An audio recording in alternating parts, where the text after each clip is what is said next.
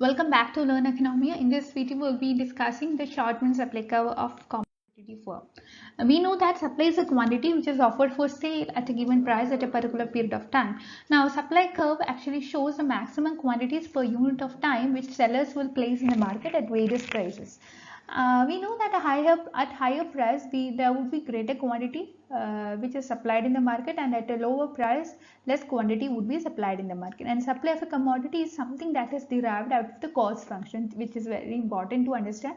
And all supply curves are cost curves, but it's important to note that all cost curves are not supply curves. Okay, now coming to perfect competition, especially when it comes to short period, MC curve is considered to be the supply curve. MC curve, as we all know, it's U-shaped and it has both positive and negative slopes, while supply curve is usually positive sloping. So we must not consider the negative or downward sloping portion of the MC curve.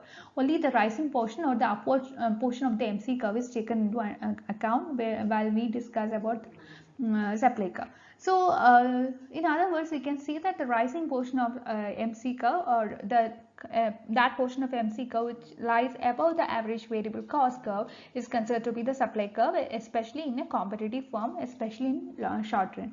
Okay, now coming to perfect competition, a firm will produce that amount of output when the price equals its marginal cost. As the price is given to a firm, the price line becomes parallel to the horizontal axis. Okay, and this amounts to saying that the demand curve or the AR curve that coincides with the MR curve becomes perfectly elastic. In the figure, you can see how we could derive this SMC or supply curve from the marginal cost curve. Okay, here in the figure you could see that at price OP what happens is that the firm is in equilibrium at point R, and at this point what happens is that all conditions for equilibrium are satisfied. There are two basic conditions which have to be satisfied in order to attain equilibrium. The first one is the MC equal to MR, and second is that MC curve should cut the MR curve from below. These are the two conditions which are to be satisfied in order to attain equilibrium, and at point R both these conditions are satisfied. Corresponding to this equilibrium point, what happens is that the firm produces OQ level of output, and corresponding to OQ level of output, the total revenue earned by the firm is OPRQ. But costs are higher than revenue at this point because average variable cost and short-run average cost. These curves lies above curves lie above the OP price line. Here, at this output level, what happens is that the firm not only fails to cover up its fixed cost, but also a part of its variable cost is not being covered. As the ABC exceeds the price, what happens is that the firm should go out of the business. So when price is below the average variable cost, what happens is that short-run equilibrium output would be zero. Now, at price OP1, what happens is that the firm reaches equilibrium at point M, where MP equals MC. It produces, or the firm produces OQ1 level of output, and it earns a revenue which is equal to OP1 MQ1. Okay, and at this output level, though we could see that the cost exceeds revenue, the firm manages just its variable cost only. It does not cover up its fixed cost. Even then, the firm will continue production in short run in view of producing larger output in future. The firm expects to manage fixed costs in future. Here at OP1 price level, what happens is that we know that MC equal to the minimum average variable cost, and at this point what happens is that MC equal to ABC, and it is considered to be the shutdown point or closing down point. The firm has to apply its judgment whether it should stop production at this point of time in the short run, or whether it can continue production at the hope of expecting